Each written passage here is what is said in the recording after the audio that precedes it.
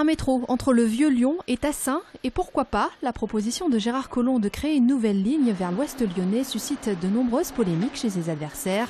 Du côté des usagers des TCL, on est plutôt partagé. Je trouve que c'est bien desservi, qu'il n'y en avait pas besoin, qu'il y a d'autres endroits, il y en aurait certainement mieux besoin. Je pense que c'est pas une mauvaise initiative, puisque c'est pour aller en ville, c'est toujours très chargé, même les transports en commun, les bus, ils sont souvent dans les embouteillages, donc c'est pas mal, je trouve. Pas mal, car pour le Citral, l'idée est loin d'être farfelue. L'objectif, c'est effectivement d'arrêter le maximum de circulation autour du périphérique. Et donc, voilà, je veux dire, c'est une cohérence.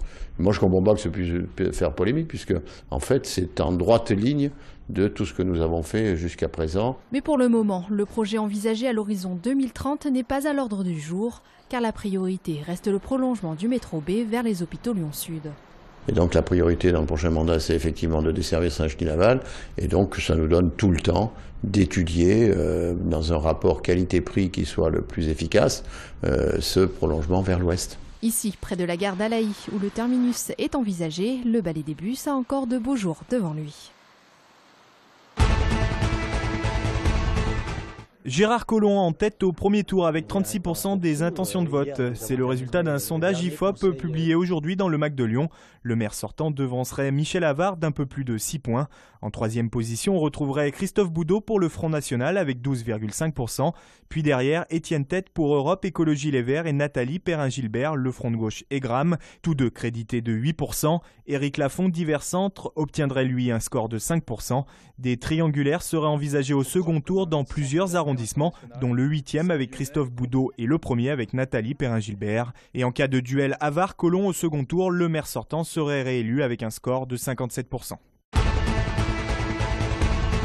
Leurs permanences sont distantes seulement de quelques mètres. À gauche, celle de Martine David, maire sortante, PS. À droite, celle de Gilles Gascon, candidat UMP. À l'intérieur, on s'active beaucoup. Faut dire qu'à Saint-Priest, ces élections municipales s'annoncent serrées. Ces dernières années, la droite a gagné du terrain dans une ville pourtant très ancrée à gauche. Saint-Priest est sous gouvernance socialo-communiste, parce qu'on peut l'appeler comme ça, depuis déjà de nombreuses années. Et je pense qu'un peu d'alternance fera de plus grand bien au Saint-Priest. La gauche, elle a bien fait son travail, donc qu'elle soit là depuis longtemps ou pas, elle va continuer à être là et à faire en sorte que Saint-Priest s'inscrive dans la métropole. Martine David qui défend son bilan, clamant haut et fort que les promesses ont été tenues. Son principal adversaire lui dénonce des manquements en termes d'urbanisme et surtout de sécurité. Les taux de policiers municipaux, c'est grosso modo 1 pour 1000. On est à 16 policiers municipaux, donc il en manque plus du double. Nos adversaires s'évertuent à décrire Saint-Priest comme une ville laide, moche et sans ressort. Et ils sont très hargneux. Nous, au contraire, je crois que je mène une liste sereine, tranquille. Mais l'incertitude du scrutin est surtout liée à l'extrême droite qui, pour la première fois, présentera deux listes. Une menée par André Pozzi, exclu du Front National récemment, et l'autre par Sandrine Ligou, qui, elle, portera l'étiquette FN. Nous étions une ville fleurie et nous devenons une ville dortoir. Voilà, donc nous avons beaucoup de logements, mais par contre les structures ne suivent pas derrière, donc on manque de crèches, on manque de commerce, on manque de beaucoup de choses. Une cinquième liste sans priote sera menée par l'écologiste Véronique Morera. Municipal toujours, premier grand meeting de campagne ce soir pour le candidat UMP Michel Avart à Lyon. Près de 900 personnes sont attendues à la Cité internationale. Plusieurs autres personnalités, dont Georges Fenech, devraient aussi prendre la parole.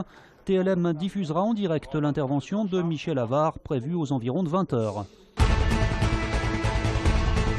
Encore un match, un seul, et l'OL verra le Stade de France ce soir à 20h55 à Gerland. Lyon reçoit 3 pensionnaires de Ligue 2 en demi-finale de Coupe de la Ligue.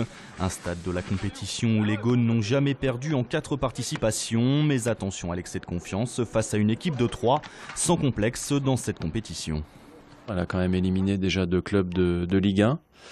Dont une victoire 3-1 à Valenciennes, ce qui n'est pas rien. C'est un club que je connais très bien pour y avoir joué. Et un technicien en la personne de Jean-Marc Furlan qui a toujours su tirer le maximum de ces groupes. Du côté de Troyes, on sait que l'on n'a pas vraiment la faveur des pronostics face à l'actuel 6e de Ligue 1, 11e de son championnat. L'Estac connaît pour le moment une saison décevante en Ligue 2. Reste l'éclaircie de la Coupe de la Ligue où les Aubois réalisent des matchs pleins avec 13 buts inscrits en 5 rencontres. Alors oui, les hommes de Jean-Marc Furlan peuvent y croire eux aussi. C'est des choses qu'un club aime vivre, les supporters. Donc je pense qu'il y a quelque chose d'important à jouer et sur un match tout est possible. On n'est pas là pour craindre qui que ce soit et il faut jouer nos chances. Voilà, il faut les jouer sans se poser de questions. En attendant le résultat de ce soir, les deux équipes connaissent déjà leur futur adversaire. Il s'agit du Paris Saint-Germain, vainqueur dans la douleur à Nantes hier soir, grâce à un doublé de sa star Zlatan Ibrahimovic. Nous sommes de ceux qui mettent mal à l'aise en public. Nous sommes de ceux qui dérapent dans les escaliers des bibliothèques. Nous sommes de ceux qui dansent de façon embarrassante. On aime ou on déteste. Le groupe Fauve est devenu en quelques mois un phénomène. Avec leurs chansons parlées, ils remplissent les salles sans promo et sans jamais montrer leur visage. Ils seront le 15 juin prochain aux Nuits de Fourvière et c'est un événement. Ouverture de la billetterie le 17 mars à 11h. Il va falloir faire la queue. Nous sommes de ceux qui savent plus raisonner de façon logique. Nous sommes de ceux qui ont tout fait comme il faut, mais qui arrivent pas à des ratés modernes, des semi-défaites, des victoires sans panache. Nous sommes de ceux qui tiennent pas la pression.